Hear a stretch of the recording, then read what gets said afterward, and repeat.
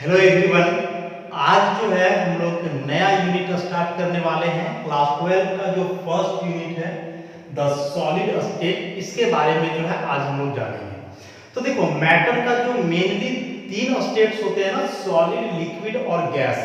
तो लिक्विड और gaseous states के बारे में जो है क्लास 11 में हम लोगों ने डिस्कस किया है। अभी जो सॉलिड स्टेट बच गया ना, तो सॉलिड स्टेट के बारे में हम लोग क्लास 12 का जो फर्स्ट यूनिट है उसी में डिस्कस करना है कि सॉलिड स्टेट क्या होता है, या फिर सॉलिड के फॉर्म में सब्सटेंस कैसे एग्जिस्ट करते हैं, क्यों एग्जिस्ट करते हैं। कंपटीशन के व्यू से देखोगे ना, तो चैप्टर बहुत इंपॉर्टेंट है फिजिकल केमिस्ट्री से। एग्जामिनेशन में इससे क्वेश्चंस आते ही हैं, कोई भी कॉम्पिटिटिव एग्जाम लो या फिर अपना एकेडमिक एग्जाम लो, तो इस चैप्टर को हम इग्नोर नहीं कर सकते हैं। बहुत ही कंसेप्चुअल चैप्टर है। चैप्टर दो पार्ट में बटा हुआ है। फर्स्ट पार्ट में चैप्टर का मेनली फिगर्स वगैरह है, सॉलिड का इंट्रोडक्शन जानना है, क्लासिफिकेशन, उसके स्ट्रक्चरल अरेंजमेंट को जानना है, और सेकेंड पार्ट में जो सॉलिड के कुछ इंपॉर्टेंट प्रॉपर्टीज हैं हम लोग उसके बारे में जो है सो जानेंगे।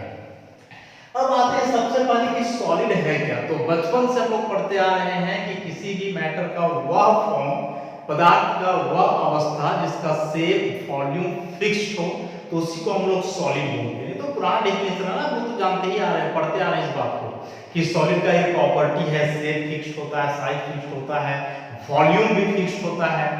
अब बात है यहाँ कि कोई भी सब्सटेंस सॉलिड के फॉर्म में एग्जिस्ट कब करता है। तो देखो, कोई भी सब्सटेंस जो है ना सॉलिड के फॉर्म में एग्जिस्ट तभी करेगा जब उस सब्सटेंस का मेल्टिंग पॉइंट रूम टेम्परेचर से ज्यादा हो at atmospheric pressure. Room temperature जो हम लोग जानते हैं ना, रूम टेम्परेचर प्रेशर, तो रूम टेम्परेचर 25 डिग्री सेल्सियस, और इस केस में जो प्रेशर होता है, टेम्परेचर है, प्रेशर कितना 1 atm ऐसा। तो यदि 1 atm प्रेशर पर किसी भी सब्सटेंस का मेल्टिंग पॉइंट 25 डिग्री सेल्सियस से अधिक है, तो वह सब्सटेंस एग्जिस्ट करेगा सॉलिड फॉर्म में। ऑब्वियसली यदि इसका मेल्टिंग पॉइंट 25 डिग्री सेल्सियस से कम हो जाएगा, तो जाहिर सी बात है ना कि मेल्ट करके किस फॉर्म में आ जाएगा, लिक्विड के फॉर्म में आ जाएगा। तो कोई भी सब्सटेंस सॉलिड के फॉर्म में एग्जिस्ट करे, इसके लिए एसेंशियल कंडीशन हो गया कि एटमॉस्फेरिक प्रेशर, मतलब 1 atm प्रेशर पे उस सब्सटेंस का जो मेल्टिंग पॉइंट है वह 25 डिग्री सेल्सियस से अधिक होना चाहिए, तभी वह एग्जिस्ट करेगा सॉलिड के रूप में। अब बात यहाँ यह है कि आखिर कोई भी सब्सटेंस सॉलिड के रूप में एग्जिस्ट क्यों करता है। तो देखो, किसी भी सब्सटेंस का जो मोस्ट स्टेबल स्टेट होता है, मोस्ट स्टेबल स्टेट कहने का मतलब वह सब्सटेंस सॉलिड के रूप में एग्जिस्ट करेगा, लिक्विड के रूप में एग्जिस्ट करेगा, या गैसियस फॉर्म में एग्जिस्ट करेगा, यह डिपेंड करता है दो अपोजिंग फोर्सेस के नेट इफेक्ट पर। अब वो दोनों अपोजिट फोर्स क्या है उसको जो है अभी हम लोग डिस्कस करते हैं।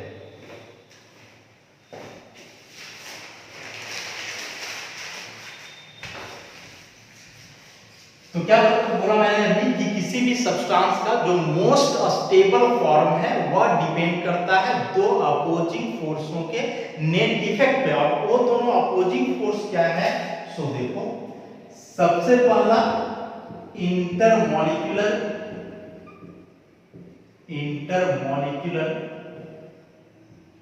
अट्रैक्टिव फोर्सेस, और दूसरा थर्मल एनर्जी।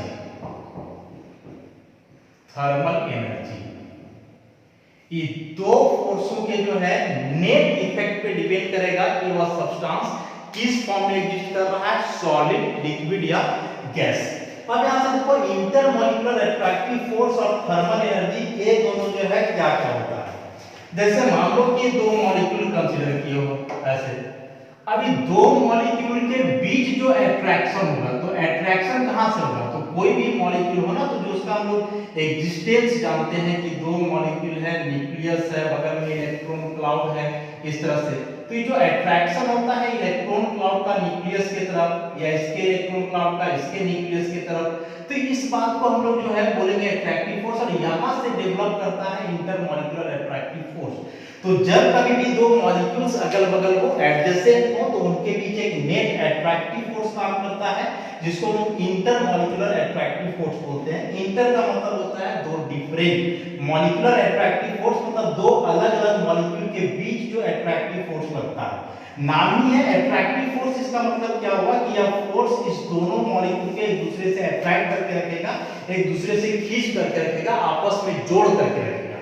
तो इंटरमॉलिक्यूलर अट्रैक्टिव फोर्स का काम हुआ मॉलिक्यूल्स को आपस में जोड़ के रखना, नजदीक करके रखना। अब बचा थर्मल एनर्जी। तो थर्मल एनर्जी कहने का मतलब हुआ कि रूम टेम्परेचर पर जो एनर्जी अवेलेबल होता है, फॉर्मूला जनरली इसका हम लोग 3/2 RT के फॉर्म में इसको दिखाते हैं। यहाँ पे T हुआ रूम टेम्परेचर और E दोनों जो है कांस्टेंट टर्म है। तो इतना अधिक रूम टेम्परेचर रहेगा या जितना अधिक टेम्परेचर होगा उतना ही ज्यादा थर्मल एनर्जी होगा। अब मान लो कि टेम्परेचर बढ़ा देते हो, तो टेम्परेचर बढ़ाने से थर्मल एनर्जी बढ़ेगा, और थर्मल एनर्जी बढ़ने से क्या होगा कि मॉलिक्यूल का जो है काइनेटिक एनर्जी बढ़ेगा। काइनेटिक एनर्जी बढ़ने से उसका वेलोसिटी इंक्रीज करेगा। देखो कुछ इक्वेशन है, जैसे एक इक्वेशन हम लोग जानते हैं काइनेटिक एनर्जी बराबर हाफ mv², और एक इक्वेशन यही होता है काइनेटिक एनर्जी बराबर 3/2 RT। ऐसे अब इन दोनों को कोरिलेट करो, यहां से कोरिलेट करोगे तो टेम्परेचर के डायरेक्टली प्रोपोर्शनल काइनेटिक एनर्जी और इसके डायरेक्टली प्रोपोर्शनल वेलोसिटी। ऐसा टेम्परेचर यदि इंक्रीज किए तो मॉलिक्यूल का काइनेटिक एनर्जी बढ़ेगा, काइनेटिक एनर्जी बढ़ने से उसका वेलोसिटी भी क्या होगा, इंक्रीज करेगा।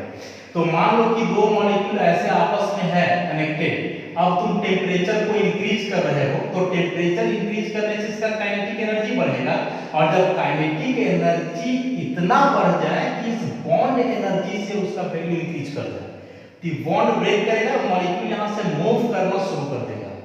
मतलब थर्मल एनर्जी क्या कर रहा है, मॉलिक्यूल को फास्ट मूव करवाएगा।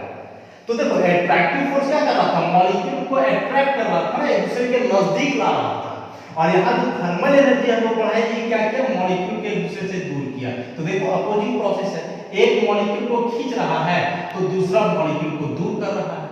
इससे शुरुआत में बोले थे कि यह दोनों जो है अपोजिंग नेचर का फोर्स है, इंटरमॉलिक्यूलर अट्रैक्टिव फोर्स और thermal energy. Intermolecular attractive force का काम हुआ मॉलिक्यूल्स को आपस में जोड़ के रखना, एक दूसरे से कनेक्ट करके रखना। लेकिन थर्मल एनर्जी क्या करता है कि थर्मल एनर्जी बढ़ जाएगा तो मॉलिक्यूल का वेलोसिटी बढ़ने से मॉलिक्यूल एक दूसरे से दूर चला जाएगा। तो अब यहाँ दोनों कॉन्ट्राडिक्टरी हो गया, एक मॉलिक्यूल को नजदीक ला रहा है तो दूसरा मॉलिक्यूल को दूर कर रहा है। तो दोनों का नेट इफेक्ट पे डिपेंड करेगा कि सब्सटेंस किस फॉर्म में होगा। यदि मान लो उसका अट्रैक्शन ज्यादा होता हो और दूर जाने वाला जो बात हो कम, तो मॉलिक्यूल सट करके रहेगा, सॉलिड स्टेट में एग्जिस्ट करेगा। लेकिन उल्टा हो कि इसका थर्मल एनर्जी ही ज्यादा हो, मतलब मॉलिक्यूल मूव करे ज्यादा फास्टर, अट्रैक्शन उसका कम, तो फिर वह सॉलिड स्टेट में एग्जिस्ट नहीं करेगा। अब अभी मैंने क्या बताया कि जनरली कोई भी सॉलिड जो होता है वह लोअर टेम्परेचर पे ही एग्जिस्ट करता है, हाईयर टेम्परेचर पे वह सॉलिड मेल्ट कर जाएगा, लिक्विड में बदल जाएगा। तो यदि टेम्परेचर लो रहे तो टेम्परेचर लो होने से क्या होगा, थर्मल एनर्जी लो होगा, थर्मल एनर्जी लो होने का मतलब काइनेटिक एनर्जी लो होगा, और काइनेटिक एनर्जी लो होने का मतलब मॉलिक्यूल का वेलोसिटी कम, और कम वेलोसिटी इसका मतलब ये दोनों के बीच अट्रैक्शन जो है मैक्सिमम होगा। तो लोअर टेम्परेचर पर थर्मल एनर्जी कम होने के चलते मॉलिक्यूलर वेलोसिटी नेग्लिजिबल होता है, मॉलिक्यूल एक दूसरे से काफी नजदीक रहते हैं, और उस केस में यह जो अट्रैक्टिव फोर्स का मैग्नीट्यूड है वह मैक्सिमम हो जाता है। यदि थर्मल एनर्जी कम है, मॉलिक्यूलर वेलोसिटी नेग्लिजिबल है, तो उस केस में जो इंटरमॉलिक्यूलर अट्रैक्शन है वो मैक्सिमम हो जाएगा।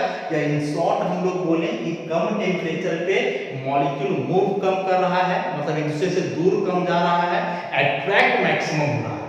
और जब मॉलिक्यूल्स का अट्रैक्शन एक दूसरे से बहुत ज्यादा होगा तो मॉलिक्यूल एक दूसरे से सट करके रहेगा और वह एग्जिस्ट करेगा किस फॉर्म में, सॉलिड के फॉर्म में। क्योंकि हम लोग मॉलिक्यूलर अरेंजमेंट के आधार पे जानते हैं ना, मॉलिक्यूलर अरेंजमेंट के आधार पे जानते हैं कि सॉलिड का पार्टिकल ऐसे सट करके रहता है, इस तरह से नजदीक में रहता है सट करके, लिक्विड का पार्टिकल थोड़ा दूर दूर रहता है ऐसा, और गैस का पार्टिकल तो बहुत दूर दूर रहता है इस प्रकार से।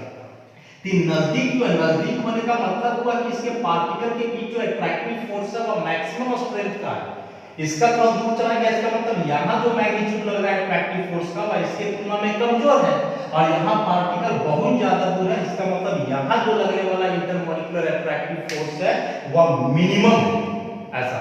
तो सॉलिड के केस में भी मैंने बताया कि इंटरमॉलिक्यूलर अट्रैक्टिव फोर्स का मैग्नीट्यूड स्ट्रॉन्गेस्ट होता है, बहुत ही स्ट्रॉन्ग फोर्स लगता है, इसलिए पार्टिकल एक दूसरे से काफी सट करके रहते हैं और वह सब्सटेंस एग्जिस्ट करता है सॉलिड फॉर्म में। अब यहाँ से एक बात और हम लोग देख सकते हैं कि जब सॉलिड पार्टिकल के बीच लगने वाला फोर्स काफी स्ट्रॉन्ग है, इसका मतलब इसका पार्टिकल इधर उधर मूव नहीं कर सकता है। और यदि किसी पार्टिकल का कोई डायरेक्शन में मूवमेंट होना तो इसको हम लोग बोलते हैं ट्रांसलेटरी मोशन। ट्रांसलेटरी मोशन, ऐसा ट्रांसलेटरी मोशन मतलब कोई फिक्स्ड डायरेक्शन में मोशन, कोई एक निश्चित डायरेक्शन में जो मोशन होता है उसको हम लोग बोलते हैं ट्रांसलेटरी मोशन। इसका मतलब कि सॉलिड के पार्टिकल का कभी भी ट्रांसलेटरी मोशन नहीं हो सकता है। सॉलिड का पार्टिकल किसी डायरेक्शन में मूव नहीं कर सकते हैं। क्यों? क्योंकि उनके पार्टिकल के बीच जो लगने वाला फोर्स है स्ट्रॉन्ग है, पार्टिकल एक दूसरे से स्ट्रॉन्गली अटैच्ड है। तो ट्रांसलेटरी मोशन की हम लोग बात किए, ट्रांसलेटरी मोशन, तो यह मोशन जो है सॉलिड पार्टिकल में नहीं होता है। अब इसका मतलब यह भी नहीं है कि सॉलिड का पार्टिकल एकदम फिक्स्ड है, स्थिर रहता है, नहीं, ऐसा नहीं है। ट्रांसलेटरी मोशन केवल नहीं होता है, तो कौन सा मोशन होता है? ऑसिलेटरी मोशन होता है, ऑसिलेटरी मोशन होता है, या फिर इसी को हम लोग वाइब्रेटरी मोशन बोल सकते हैं। ऐसा वाइब्रेटरी मोशन हो सकता है, बहुत इंपॉर्टेंट है।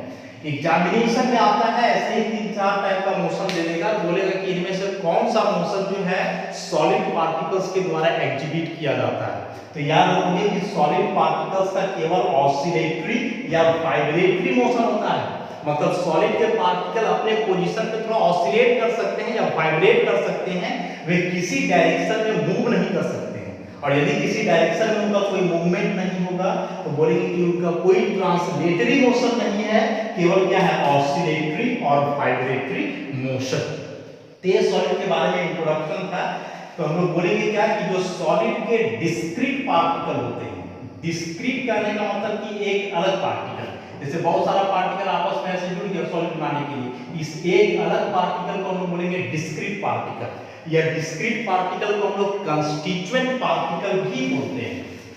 ऐसा इस डिस्क्रीट पार्टिकल को हम लोग कंस्टिट्यूएंट पार्टिकल भी बोलेंगे। कंस्टिट्यूएंट का मतलब जिससे वह बना हुआ है। और यह कंस्टिट्यूएंट पार्टिकल क्या क्या होगा? तो कंस्टिट्यूएंट पार्टिकल एटम्स हो सकते हैं, मॉलिक्यूल्स हो सकते हैं, या फिर कोई आयंस हो सकते हैं। तो यदि कंस्टिट्यूएंट पार्टिकल्स के बारे में बोला जा रहा हो तो कंस्टिट्यूएंट मतलब जिससे मिलकर के बना हुआ है। तो जनरली सॉलिड एटम, मॉलिक्यूल या फिर आयन से मिलकर के बने हुए होते हैं। तो किसी भी सॉलिड का जो कंस्टिट्यूएंट पार्टिकल्स हुआ, एटम्स, मॉलिक्यूल्स या आयन, इसी कंस्टिट्यूएंट पार्टिकल्स को एक पार्टिकल की बात करें तो हम लोग बोलेंगे डिस्क्रीट पार्टिकल। ऐसा तो ये जो डिस्क्रीट पार्टिकल्स होते हैं सॉलिड के, वे सभी आपस में स्ट्रॉन्ग इंटरमॉलिक्यूलर फोर्सेस से अटैच्ड होते हैं और इन पार्टिकल्स का कोई ट्रांसलेटरी मोशन नहीं होता है, इनका केवल वाइब्रेटरी और ऑसिलेटरी मोशन होता है। रीजन की टेम्परेचर बहुत उस सिचुएशन में कम होता है और जो इंटरमॉलिक्यूलर अट्रैक्शन का स्ट्रेंथ है वह अधिक होता है। तो ये सॉलिड के बारे में जो है इंट्रोडक्शन था कि कोई भी सब्सटेंस, ये सबसे पहले कि सॉलिड है क्या, उसके बाद सॉलिड के फॉर्म में एग्जिस्ट कब करेगा, तो बताया मैंने कि जब उसका मेल्टिंग पॉइंट रूम टेम्परेचर से ज्यादा हो एट एटमॉस्फेरिक प्रेशर, और फिर सॉलिड के फॉर्म में एग्जिस्ट क्यों करता है या कैसे करता है। तो उसके लिए मैंने बताया कि कोई भी सब्सटेंस का जो मोस्ट स्टेबल स्टेट है ना, वह डिपेंड करता है दो अपोजिंग फोर्सेस के नेट इफेक्ट पे। और इस केस में जो दो अपोजिंग फोर्स आया वह क्या था? इंटरमॉलिक्यूलर अट्रैक्टिव फोर्स और दूसरा thermal energy. Intermolecular attractive force particle को खींच करके नजदीक ला रहा था, जबकि थर्मल एनर्जी पार्टिकल को एक दूसरे से दूर कर रहा था। तो एक नजदीक ला रहा है, दूसरा दूर कर रहा है, तो दोनों अपोजिंग नेचर का होगा ना। लोअर टेम्परेचर में क्या होता है कि थर्मल एनर्जी कम हो जाता है, तो थर्मल एनर्जी कम हो जाने से मॉलिक्यूलर वेलोसिटी कम हो जाएगा, तो मॉलिक्यूल एक दूसरे के नजदीक रहेंगे, और जब नजदीक रहेंगे तो उनके बीच लगने वाला इंटरमॉलिक्यूलर फोर्स मैक्सिमम स्ट्रेंथ का होगा। इसीलिए जब मैक्सिमम स्ट्रेंथ का फोर्स लगेगा तो पार्टिकल्स एक दूसरे से काफी नजदीक रहेंगे, सट करके रहेंगे, और वह सब्सटेंस एग्जिस्ट करेगा सॉलिड के फॉर्म में। अब सॉलिड के जो कुछ और डिफरेंट प्रॉपर्टीज हैं। एक ये बहुत इंपॉर्टेंट बात मैंने बताया, इसको ध्यान में रखोगे कि सॉलिड पार्टिकल पूरे फिक्स्ड भी नहीं होते हैं और किसी डायरेक्शन में मूव भी नहीं करते, मतलब सॉलिड पार्टिकल्स का कोई ट्रांसलेटरी मोशन नहीं होता है, क्या होता है, ऑसिलेटरी और वाइब्रेटरी मोशन। अब कुछ और जो बेसिक प्रॉपर्टी हैं सॉलिड्स का, उसके बारे में हम लोग जानते हैं। सबसे पहला बात कि सॉलिड का जो शेप, साइज और वॉल्यूम है वो फिक्स होगा। Shape, size, volume almost fix होता है। तीनों चीज है क्या, आप सो देखो। शेप का मतलब हो गया उसका आकृति, साइज का मतलब हुआ उसका आकार, और वॉल्यूम का मतलब हम लोग जानते हैं आयतन। तीन अलग अलग चीज है। आकृति मतलब किस शेप का है, यदि कोई सॉलिड ऐसे सर्कुलर टाइप का है या फिर यदि स्क्वायर टाइप का है, ये सब अलग अलग उसका शेप है। इसी में साइज छोटा हो सकता है, बड़ा हो सकता है, छोटा हो सकता है, बड़ा हो सकता है, ये हुआ अलग अलग साइज। और वॉल्यूम का मतलब कि कितना स्पेस ऑक्यूपाई कर रहा है। तो किसी भी सॉलिड का एक जो शेप, साइज और वॉल्यूम है जनरली तीनों फिक्स होता है। मतलब एक बार यदि कोई सॉलिड इस फॉर्म में है तो विदाउट एक्सटर्नल फोर्स या हमेशा इसी फॉर्म में रहना चाहेगा। इतना बड़ा साइज का है तो इतना ही साइज का रहेगा और जितना जगह घेर रहा है उतना ही। जैसे मार्कर पेन, ये मार्कर पेन सॉलिड हुआ ना, देखो ये जो है अभी सिलिंड्रिकल टाइप का है ऐसे, तो सिलिंड्रिकल टाइप का मतलब इसका शेप हुआ फिक्स्ड। अभी इसके साइज की बात करें तो इस मार्कर पेन को आप ऐसे हाथ में पकड़ के रखो, पैकेट में रखो, बैग में रखो, कहीं भी रखोगे तो इसका साइज भी इतना ही रहने वाला है, शेप भी इतना ही रहने वाला है। बच्चा आयतन, इसका वॉल्यूम, जगह घेरने वाला, तो भी जाहिर सी बात है कि इतना साइज का है तो इसको इतना ही जगह चाहिए जहां वो जा करके रह सकता है। मतलब जितना वॉल्यूम है, जितना स्पेस ऑक्यूपाई करता है उतने जगह में यह रह सकता है। तो ये तीनों चीज फिक्स हो गया सॉलिड का। उसके बाद सेकेंड नंबर में नेग्लिजिबल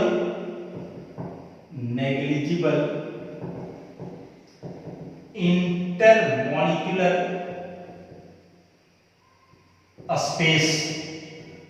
इंटरमॉलिक्यूलर स्पेस का मतलब क्या हुआ, दो मॉलिक्यूल या दो पार्टिकल के बीच जो स्पेस होता है इसको हम बोलेंगे इंटरमॉलिक्यूलर स्पेस।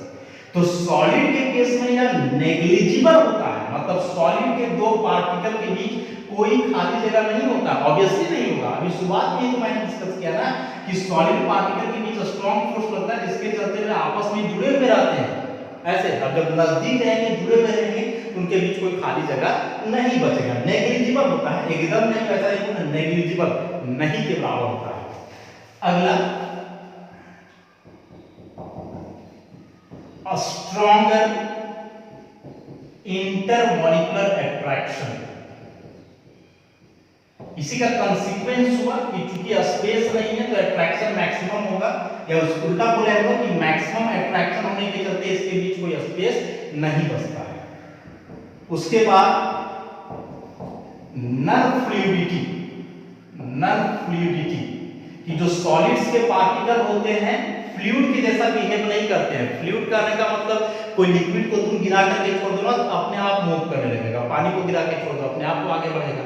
लेकिन वैसे ही तुम कोई सॉलिड पार्टिकल को अपने गिरा करके छोड़ दो आगे नहीं बढ़ेगा। फ्लो नहीं करना कहलाता है नॉन फ्लूइडिटी। तो सॉलिड के पार्टिकल्स नॉन फ्लूइडिटी पोजेज करते हैं, मतलब अपने आप उनके पार्टिकल्स जो है वे फ्लो नहीं करते हैं। उसके बाद नॉन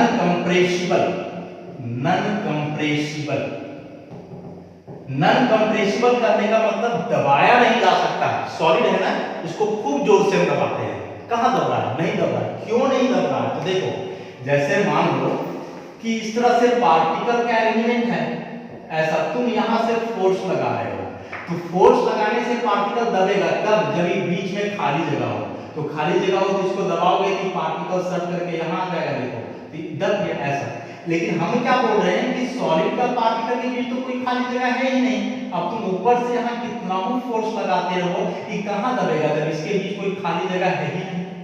तो नेग्लिजिबल इंटरमॉलिक्यूलर स्पेस होने के चलते सॉलिड्स इनकम्प्रेसिबल होते हैं, उनको दबाया नहीं जा सकता है।